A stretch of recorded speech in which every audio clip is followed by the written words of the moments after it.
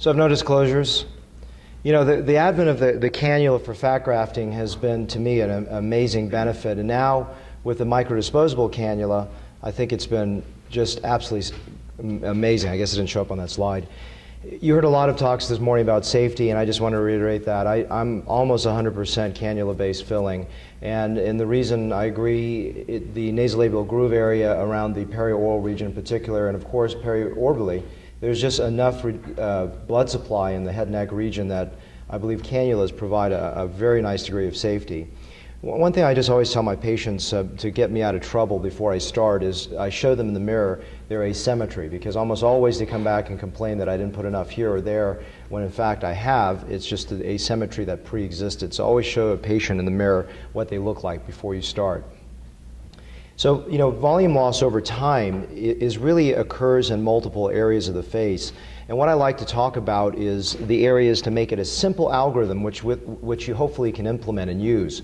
So it's around the face, it's around the eyes, and it's around the mouth in terms of facial framing. So this is the concept of circling these areas and focusing your attention on that. So for me, that really is a frame. And if you start to think of facial filling as a frame, it becomes a very beautiful aesthetic. So going back to that slide, you see this progression. Look around the eyes. You see that progression of loss. Look around the mouth. You see the progression, and look on the outer face, which is slightly cut off here, but the temple hollow and the sculpting of the outer malar and submalar regions. If you look here, you can see that there is a changing, and you've heard this from other speakers before about the lower face being heavier. And so it's about facial framing, and we hear that, you know, the OG is very important, and I agree with that. I agree with that completely. But at the same time, I think what I want to do is to sort of challenge your aesthetics in terms of the outer face being so central. So that's going to be divided really into the temple, the area in the outer cheek, not the front cheek, and then the anterior chin pre-jowl complex. So this is to show you there. And really, if you do that, you can actually make the face look smaller. And that X mark is you can do either botulinum toxin or whatever it may be to shrink it down. But the goal is to shape this face into this egg with the upper portion being fuller. So eye framing is important above and below, and mouth framing around those areas. So it's just a rethinking all this is. So the temple is an area that I find very, very important, because when you're looking from the frontal view, and this is the most important view to see a patient from the frontal view, is sculpting that area. And it requires, in my hands, a lot of molding when you put it in there. And then the mid-face is coming up and really looking at the scalping of the bone, where the malar eminence is, then going laterally. So I'm really focusing in this case principally in the outer face, and then in the lower face in the zone of the sort of triangular portion that I'm trying to manage. And this is, I know there's an overlap with number 3 with the mouth frame, but essentially this is the outer facial frame. So always look at the patient from the frontal view as you're designing it.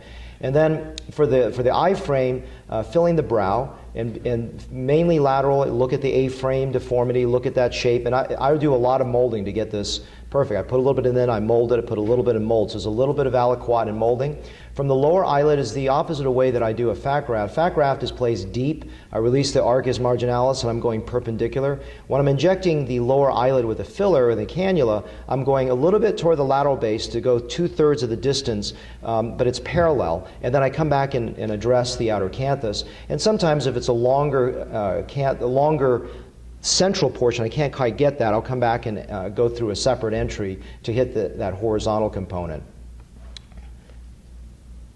So then what do I use? I really love artefill around the eyes. You've heard some good safety discussions this morning about it. I've done probably close to 4,000 syringes of this product. I really love it.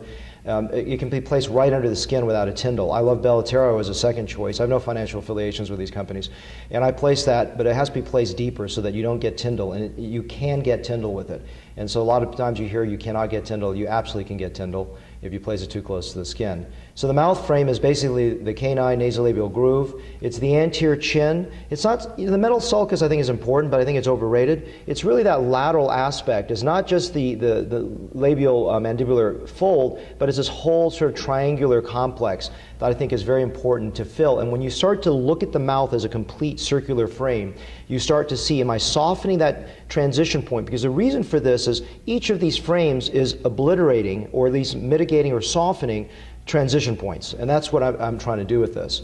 And so just, again, no financial affiliation with any companies, but I really prefer this product because everything is good. The Luer lock was very, very bad. It's now gotten pretty good, but not perfect. As an alternative, I do use the Steriglide. I've found that the tip is too sharp, and they've just modified it. I just went to talk to the vendor, and I've gotten some in my pocket that are supposedly softer. I've found too much ecchymosis with the sharper one. But the Luer locks are excellent, and it's my backup if I need to go through scar tissue. Again, no affiliation. These are just things that I give you some practical advice. And so how do I fill? What products do I prefer? As a first choice, I really love the artefill or PMMA in the upper face, and I love the voluma for lower facial work. The degree of filling I can get is just so cost effective for a patient and such a dramatic, nice change.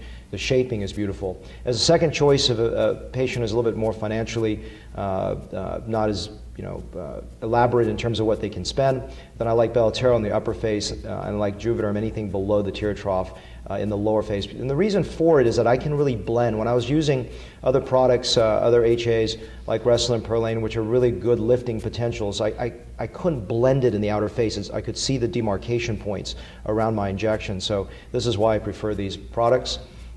This is just some examples of not only just framing the eye, the mouth, but the entire outer face. So a part that may be unique, because I think you probably get the idea of framing the mouth and the eye, but if you look at the outer face, to me that's just critical in shaping it. And one thing I encourage you is always look at younger and older pairings of women. Sometimes in a photograph, on Facebook, I'm looking, going, why is this mother-daughter? Why does this person look like the mother? Why does this person look like the daughter? And I'm constantly looking at shadow points. And when you start to really have this like a lifelong ambition, you start to understand what creates youth. And so yes, I framed the eye with filler. Yes, I framed the mouth with filler. But also look at the outer face, where I think I've just softened and created that ovalization in the temple and the pre-jowl sulcus and the anterior chin.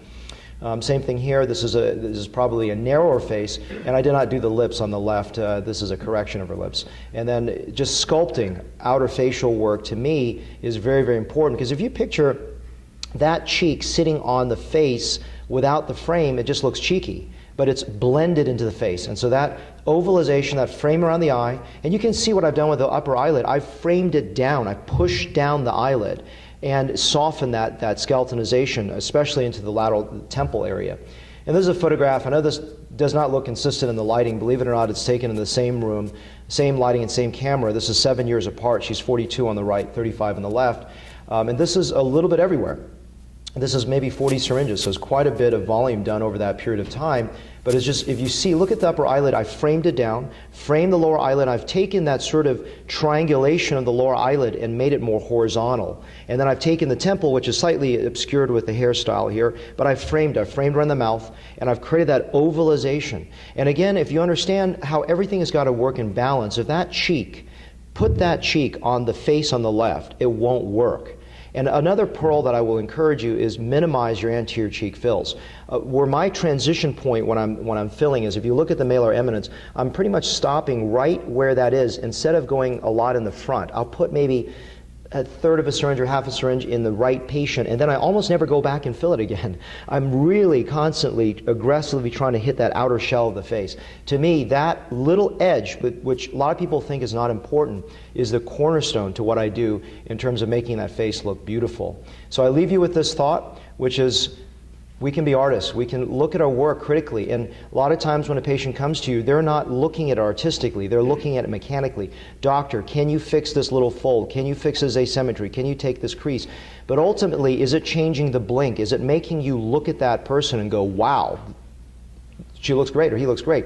My judgment of my work, how I judge my work is, I ask every patient coming back, I said, how many compliments have you received? What have people said to you? If they say, no, no one's noticed anything. Now, I'm not noticing they look fake or they look bad, but do they look better? Because the blink is not what you see, it's what other people see in you. So just a different recalibration of this whole process. Thank you very much.